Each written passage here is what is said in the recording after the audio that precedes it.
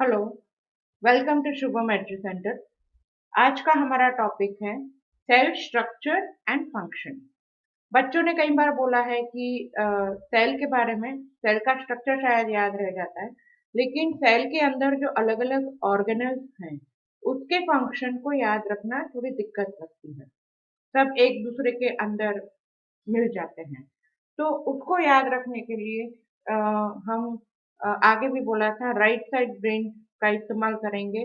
तो जो human brain है वो दो लोब में डिवाइडेड है, राइट एंड लेफ्ट। और जो लेफ्ट साइड है वो लॉजिस्टिक थिंकिंग, स्टडी,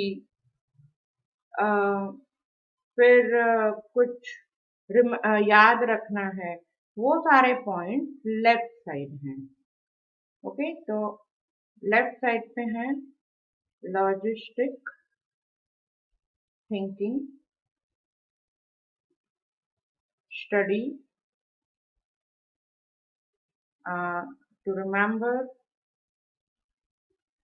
और वो सिर्फ 10% एक्टिव है। जबकि राइट साइड है वो एंटरटेनमेंट, गेम, क्राफ्ट, क्रिएटिविटी, ये सारे पॉइंट्स राइट साइड पे हैं जो 90% एक्टिव है।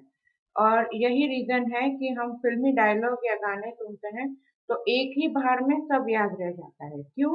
क्योंकि वो एंटरटेनमेंट का पॉइंट है, राइट साइड पे है और 90% एक्टिव है। जबकि हम कुछ भी पढ़ाई करते हैं, कुछ याद रखने की कोशिश करते हैं तो हमें बार बार रिपीट करना पड़ता है, क्योंकि वो 10% ही एक्टिव है। तो जो चीज हमें याद नहीं रहती है उसको हम याद रखने के लिए अगर राइट साइड ब्रेन का इस्तेमाल करें तो आसान हो जाएगा। तो उसी तरह आज हम देखते हैं सेल स्ट्रक्चर और फंक्शन के लिए हम राइट साइड ब्रेन का इस्तेमाल कैसे करते हैं। We know that cell is the structural and functional unit of the life. इसका मतलब क्या है? तो सेल को हम घर के साथ थोड़ा रिलेट करेंगे। तो जो हमारा घर है, अगर आपको घर बनाना है तो ब्रिक की जरूरत पड़ेगी। ओके, तो उसी तरह ब्रिक के बिना जैसे घर नहीं बनता है, उसी तरह जो सेल है, सेल के बिना ऑर्गेनिज्म पॉसिबल नहीं है या तो लाइफ पॉसिबल नहीं है। ओके, तो इसी तरह घर का जो स्ट्रक्चरल यूनिट हो गया वो ब्रिक है। जब लाइफ का स्ट्रक्चरल यूनिट है वो सेल है। मान लो कि सेल है लेकिन काम नहीं करता है, कोई भी फंक्शन नहीं होता है, तो वो ऑर्गेनिज्म भी काम नहीं कर पाएगा। और उसी वजह से सेल को बोलते हैं structural and functional unit of life. Okay, अब बहुत सारी चीज हम घर के साथ को रिलेट करेंगे। सबसे पहले हम प्लांट सेल की अगर बात करें और ये घर की बात करें तो घर के आसपास कंपाउंड वॉल हम रखते हैं। कंपाउंड वॉल क्यों होती है? क्योंकि अचानक से सब अंदर घुस नहीं जाए, थोड़ा प्रोटेक्टिव लेयर है। तो उसी वजह से सेल के अंदर भी ऐसे प्रोटेक्टिव लेयर रखा गया है। ओके, तो अगर हम एनिमल सॉरी प्लांट सेल की बात करें तो उसके लिए है सबसे बाहर का प्रोटेक्टिव लेयर, जिसको बोलते हैं सेल वॉल, जो सबको आने देता है। कंपाउंड वॉल के अंदर अगर किसी को आना है तो आ सकता है, तो उसी तरह सेल वॉल आसपास के एटमॉस्फेयर में से जिसको भी आना है, जो भी न्यूट्रिटिव मटेरियल है, ऑक्सीजन है, अम, अ, जो भी है, वो सब आता है, लेकिन उसके अंदर जो एक और लेयर है उसको बोलते हैं प्लाज्मा मेम्ब्रेन, या तो उसको सेल मेम्ब्रेन भी कहा जाता है। Okay, cell membrane. अब घर के साथ रिलेट करो। कंपाउंड वॉल के अंदर कोई भी आ गया, लेकिन घर के दरवाजे के अंदर अगर किसी को जाना है तो घर में रहते हुए लोग ही डिसाइड करेंगे किसको आने देना है, किसको नहीं आने देना है। उसी तरह जो भी चीज सेल वॉल से अंदर आ गई है, उसमें से किसको सेल के अंदर जाने देना है और किसको नहीं जाने देना है, वो डिसाइड कौन करता है? Cell membrane. और यही वजह है उसको बोला जाता है सिलेक्टिव। वो सिलेक्ट करता है, न्यूट्रिएंट्स को सिलेक्ट करता है किसको पास होने देना है। तो उसका दूसरा नाम है सिलेक्टिव परमिएबल परमिएबल मेम्ब्रेन। तो मेम्ब्रेन भी है, परमिएबल मतलब आसपास आने जाने देता है, और सिलेक्टिव है मतलब वो पसंद करता है किसको आने देना है, किसको नहीं आने देना है। ओके, फिर घर के अंदर बहुत सारे लोग रहते हैं, बहुत सारी अंदर स्पेस है। उसी तरह सेल के अंदर भी बहुत सारी स्पेस है, जो 90% सॉरी 70% वाटर से बनी हुई है, और बहुत सारे प्रोटीन हैं और फाइबर्स हैं, और उसको बोला जाता है साइटोप्लाज्म। तो एक तरह से हम उसको वाटर हाउस भी बोल सकते हैं, वाटर हाउस, क्योंकि वो पानी में रहते हैं और बहुत सारे जो ऑर्गेनेल्स हैं वो इस पानी में तैरते हैं, ये साइटोप्लाज्म में तैरते हैं। तो जैसे घर के अंदर स्पेस है, उसी तरह सेल के अंदर स्पेस है, लेकिन उसमें 70% वाटर है, उसके लिए उसको बोला जाता है वाटर हाउस। हम अ, हालांकि ये याद रखने के लिए नाम दिया है, उसका नाम तो साइटोप्लाज्म ही है। अब बहुत सारे लोग होते हैं घर के अंदर, मम्मी पापा और बच्चे होते हैं। तो सेल के अंदर भी ऐसे ही है, जैसे एक लंबा सा थ्रेड जैसा एक ऑर्गेनल है, वो खुद लंबा है तो उसका नाम भी लंबा है, उस तरह हम उसको याद रख सकते हैं। और उसको बोला जाता है एंडोप्लाज्मिक एंडोप्लाज्मिक रेटिकुलम, जिसको शॉर्ट में बोला जाता है ईया। तो ये मम्मी का काम करती है, और उसके साथ मतलब जो पापा है वो है गोल्गी कॉम्प्लेक्स। तो ये दोनों के बीच क्या रिलेशन है वो भी हम समझेंगे और उसके फंक्शन भी समझेंगे। जैसे हमारे घर में मम्मी है, मेन जो बहुत सारा काम करती है मम्मी, लेकिन जो मेन काम है खाना पकाना। तो एंडोप्लाज्मिक रेटिकुलम जो है, मतलब उसको हम मम्मी के साथ रिलेट करते हैं। तो उसका मेन फंक्शन जो है प्रोटीन सिंथेसिस, सिंथेसिस यानी बनाना। तो ये प्रोटीन बनाता है, और ये जो प्रोटीन है वो सेल के फंक्शन के लिए काम लगता है।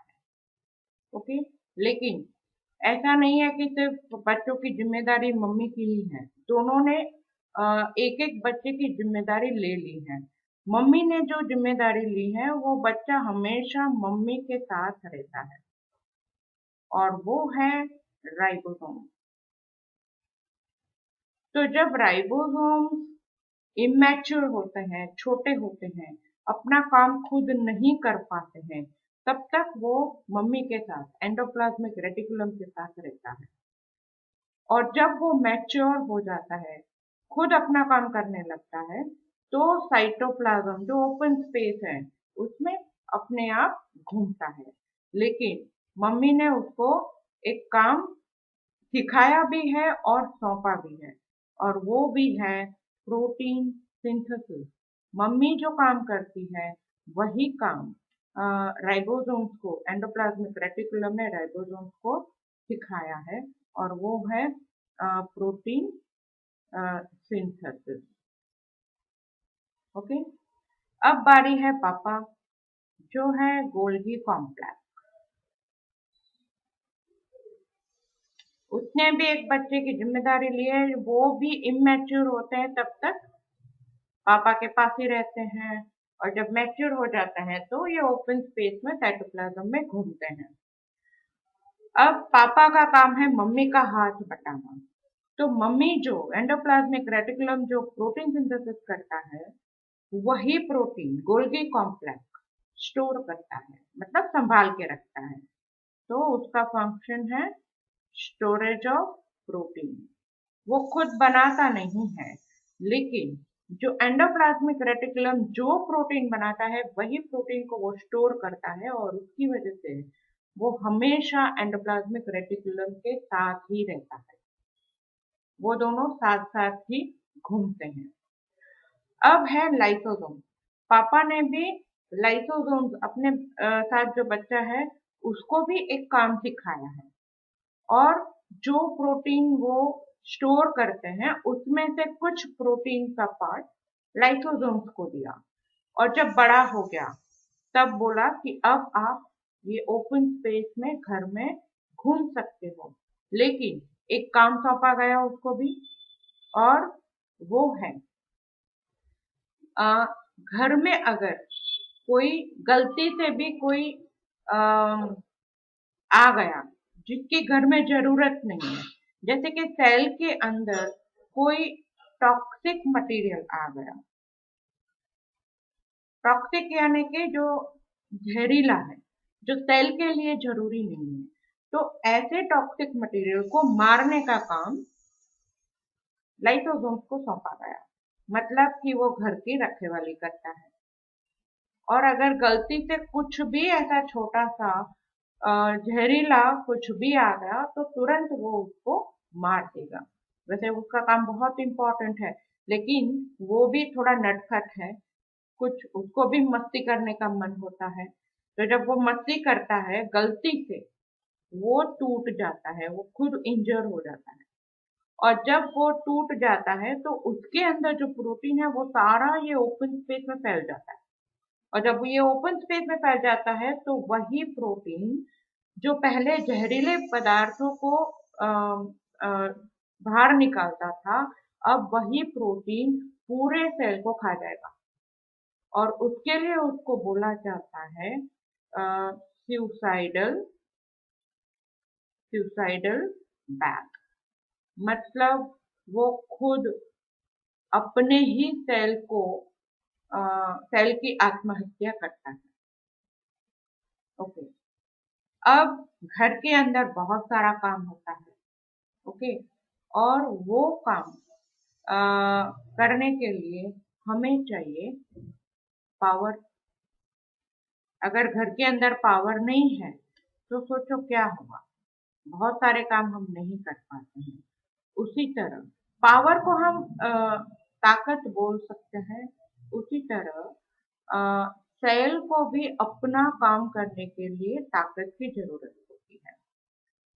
तो उसके अंदर, सेल के अंदर माइटोकॉन्ड्रिया माइटोकॉन्ड्रिया होता है, जो ताकत देने का काम करता है। मतलब घर के अंदर इलेक्ट्रिसिटी चाहिए तभी बहुत सारे काम हो सकते हैं। अगर इलेक्ट्रिसिटी नहीं है तो आप सोचो, एक दिन इलेक्ट्रिसिटी नहीं है कितना सारा काम नहीं हो पाता है। तो उसी तरह माइटोकॉन्ड्रिया एनर्जी, ताकत देने का काम करता है। मतलब जब सेल को जरूरत होती है तब वो एटीपी के फॉर्म में एनर्जी देता है, तो वो पावर देता है। इसीलिए उसको powerhouse of the cell भी बोला जाता है। Powerhouse of the cell. Okay, अब घर के अंदर बहुत सारी स्पेस होती है, लेकिन उसमें से कुछ स्पेस हम ऐसे रखते हैं जहाँ पे बस शांति से बैठना है, कोई आना जाना नहीं, रिलैक्स होके बैठना है, कुछ ऐसी स्पेस है अलग से। तो ऐसे सेल के अंदर भी अलग से स्पेस है, उसको बोलते हैं वैक्यूॉल। अब ये वैक्यूॉल जो है, मतलब जो खाली स्पेस है, बहुत सारे स्पेस को वो कवर करता है प्लांट सेल के अंदर, और उसका मेन फंक्शन है कि वो सेल के शेप को मेंटेन करता है, शेप को मेंटेन करता है, और रिजिडिटी, इट गिव्स रिजिडिटी, मतलब सेल को थोड़ा सा स्ट्रेंथ देता है। वो स्पेस ऐसे ही रहती है ताकि सेल श्रिंक नहीं हो जाए और उसकी स्ट्रेंथ बनी रहे।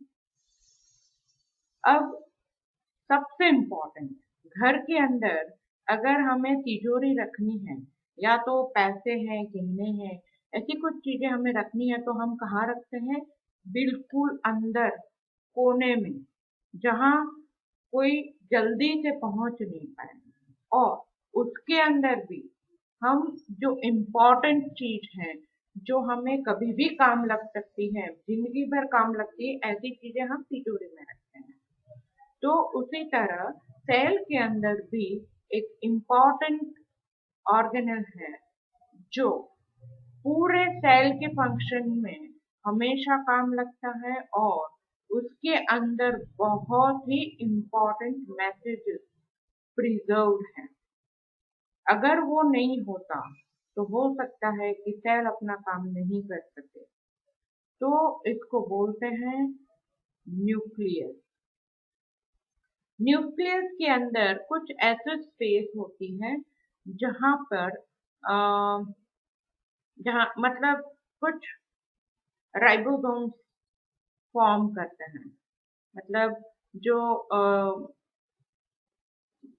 जो स्पेस है, अलग से एक स्पेस होता है जिसके अंदर राइबोसोम्स बनते हैं। तो that is responsible for the formation of ribosomes, और उसका नाम है न्यूक्लियोलस। तो मान लो कि जो तिजोरी है उसमें एक छोटा सा कंपार्टमेंट होता है, उसके अंदर हम पैसे, गहने, वो सब रखते हैं। बाकी का जो है, जो बाकी की जगह है, उसके अंदर हम कपड़े या ऐसी जो कम इम्पोर्टेंट चीज है वो रखते हैं। उसी तरह ये जो है वो कपड़े या ऐसी कम इम्पोर्टेंट चीज रखने की जगह है, न्यूक्लियोलस बोलते हैं। और उसको, उसका फंक्शन है कि ये जो राइबोसोम बनते हैं, आगे की स्लाइड में हमने देखा कि एंडोप्लाज्मिक रेटिकुलम, मम्मी के साथ जो राइबोसोम्स हैं उसको बनाने का काम वो करता है। लेकिन जो कंपार्टमेंट है जिसमें गहने हैं और पैसे हैं, तो ये जो है न्यूक्लियस के अंदर, उसको बोलते हैं क्रोमोसोम्स। वेरी इंपॉर्टेंट, ये जो क्रोमोसोम्स हैं उसके अंदर भी जीन्स होते हैं, और ये जीन्स हैं जो पेरेंटल कैरेक्टरिस्टिक है, मतलब मम्मी पापा के जो, या तो ये जो पेरेंटल सेल है उसके कॉपी होती है, और ये जो कोडिंग है, कोडिंग होता है, और ये कोडिंग बच्चों के अंदर जाता है। या तो ये सेल डिवाइड होके जब दूसरा नया सेल बनाता है, तब ये कोडिंग के हिसाब से ही ये जो सेल के कैरेक्टरिस्टिक हैं, वही कैरेक्टरिस्टिक वो नए सेल बने हैं उसके अंदर भी आते हैं। तो ये बहुत ही इम्पोर्टेंट है। एक सेल में से नया सेल, सेम तरह का सेल बनाना है, तब हमें ये कोडिंग काम लगती है, ये जीन्स काम लगते हैं। और ये क्रोमोसोम जो है वो पूरे जो तिजोरी वाला कंपार्टमेंट है उसमें पूरा कॉइल होता है ऐसे। और ये जो कॉइलिंग है उसके अंदर ये जो जीन्स हैं, कोडिंग है, वो प्रिजर्व होता है। और दूसरा कि ये इसको हम ब्रेन ऑफ द सेल भी बोल सकते हैं। क्यों? क्योंकि जैसे हमारा ब्रेन है, वो अगर काम करता है वो पूरे बॉडी को कंट्रोल करता है। उसी तरह ये न्यूक्लियस है, वो सेल के फंक्शंस को कंट्रोल करते हैं। जितने भी ऑर्गेनेल्स हैं वो सारे ऑर्गेनेल्स के फंक्शंस को कंट्रोल न्यूक्लियस करता है, और उसकी वजह से उसको बोला गया है brain of the cell. Okay, अब प्लांट सेल की बात है तो उसके अंदर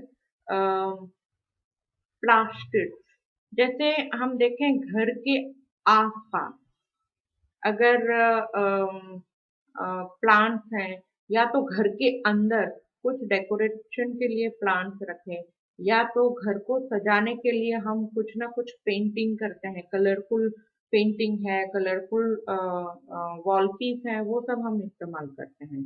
तो उसी तरह ये सेल के अंदर भी प्लांट जैसा ग्रीन पिगमेंट है। तो ये है ग्रीन पिगमेंट, जिसमें जिसको बोला जाता है क्लोरोप्लास्ट। क्यों उसको क्लोरोप्लास्ट बोलते हैं? क्योंकि उसके अंदर क्लोरोफिल है। तो ये जो क्लोरोप्लास्ट है वो प्लांट्स को ग्रीन कलर देने के लिए ग्रीन कलर देने का काम करता है। मतलब यहाँ पे फोटोसिंथेसिस की काम होता है। तो ये फोटोसिंथेसिस के काम में भी हेल्प करता है। दूसरा जो है, मैंने बोला कलरफुल डेकोरेटिव है, तो जैसे कि एक और है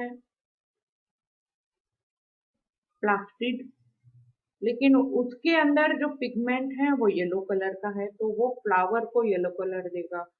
या तो कोई और कलर, रेड कलर भी हो सकता है, तो फ्लावर को रेड कलर देना, या तो कुछ पत्ते हैं जो ग्रीन कलर के साथ उसमें भी कुछ अलग अलग डेकोरेटिव कलर्स आते हैं। तो ये सब जो काम है कलर देने का काम, डेकोरेटिव जो काम है, वो करता है क्रोमोप्लास्ट। क्रोमोप्लास्ट, और वो क्या होता है?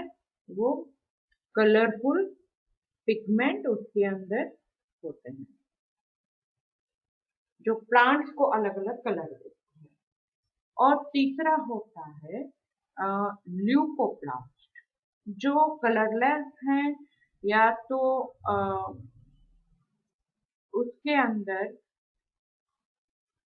ये है ल्यूकोप्लास्ट, जिसके अंदर फूड स्टोरेज का काम होता है, इसीलिए वो कोई कलर नहीं देता है।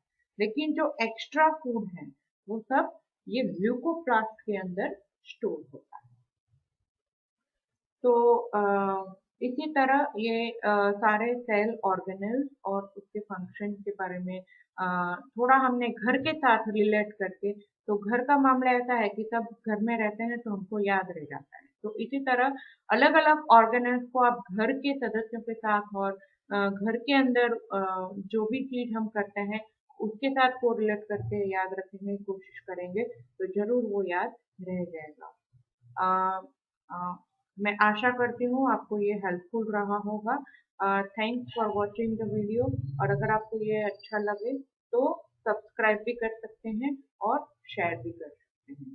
Thank you.